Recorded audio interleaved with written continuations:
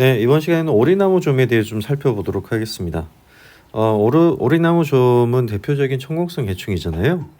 자일로센드로스 게르멘누스라고 얘기하는 학명을 가지고 있습니다. 이 자일로라고 되어 있으니까요.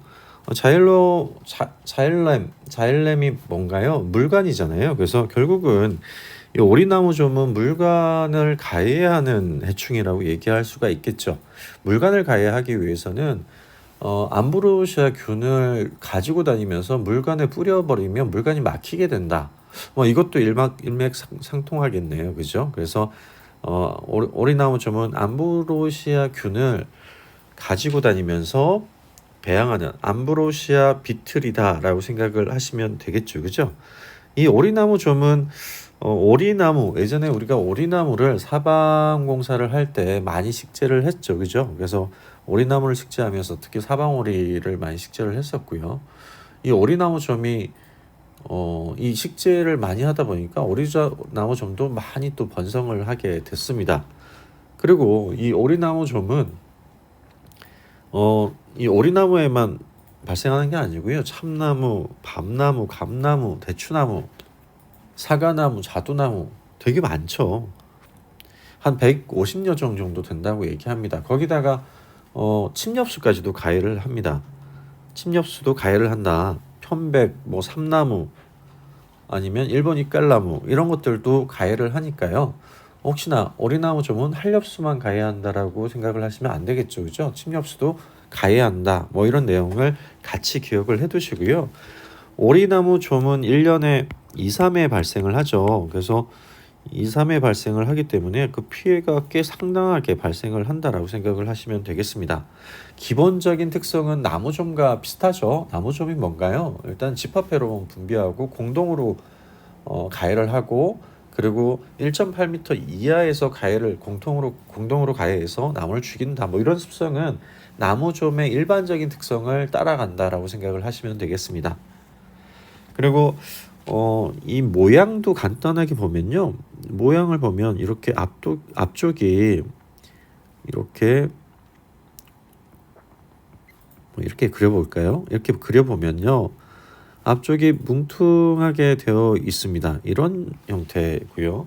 그래서 이 앞에는 뭉퉁하게 되어 있고요. 그리고 우리가 보면 소나무종 같은 경우는 약간은 그래도 이렇게 앞쪽이 좀 가늘어지는 형태를 볼 수가 있잖아요. 근데 얘는 뭉뚱하게 동그랗게 이렇게 뭉뚱하게 되어 있다라고 생각을 하시면 되겠습니다. 그죠? 그래서 애들 보면 이렇게 보이시죠? 그죠? 이런 차이를 가지고 있다. 이게 오리나무 좀이고요. 오리나무 좀 그리고 얘는 소나무 좀 이런 차이를 가지고 있다고 생각을 하시면 되겠습니다. 그럼 사진으로 간단하게 좀 살펴보면요. 사진에 보면 여기에 지금 오리나무 좀이 지금 파고 들어가고 있죠. 파고 들어가서 어디까지 파고 들어가냐면요. 깊숙이 파고 들어가니까 톱밥이 이 목설이라고 하죠. 목설이 아래로 떨어지는 형태를 볼 수가 있어요. 그래서 우리가 수피를 가해하는 바크비틀 같은 경우는 밑에 톱밥이 그렇게 많지가 않아요. 그죠? 근데 안쪽에 물관을 가해하는 목질부를 가해하는 암브로시아 비틀 같은 경우는 밑에 톱밥이 많이 떨어져 있어요.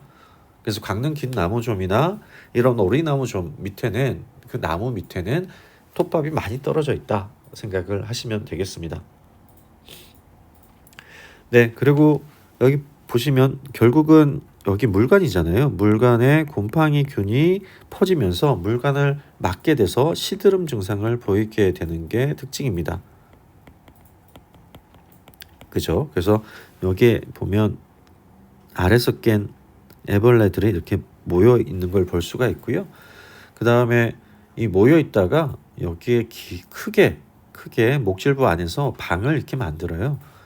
그래서 이걸 퓨팔 챔버라고 얘기합니다. 퓨팔 챔버라고 얘기하거든요.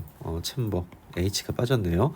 어쨌든 퓨팔 챔버라고 얘기한 번데기 방을 만든다. 번데기 방을 만들어서 거기서 번데기가 되고요. 그리고 이제 바깥으로 나오겠죠.